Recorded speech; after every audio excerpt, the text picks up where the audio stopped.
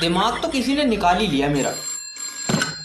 Hello hello doctor साहब, लौंडा पेड़ पे से गिर गया और उसने हाथ तोड़ लिया। कीड़ा मार दवाई खिलाओ इसे। अरे हाथ टूटे में कीड़ा मार दवाई? ना इसके पिछवाड़े में कीड़ा था तभी तो पेड़ पे चढ़ा ये। पहले इसका कीड़ा मारो ना, ये दूसरा भी हाथ तोड़ लिया। डॉक्टर साहब, मेरी बीबी के ऑपरेशन का क्या हुआ? कॉन्ग्रेचुलेशन सर, आपके यहाँ पे लड़का हुआ है। अजय वाह। डॉक्टर साहब, मेरी बीबी को मत बताना, मैं उसे सरप्राइज दूंगा। ना बच्चा तेरा मैंने सोफे में से खींचा जो तू बीवी को सरप्राइज देगा। उसे क्यों बता दिया तुमने डॉक्टर साहब?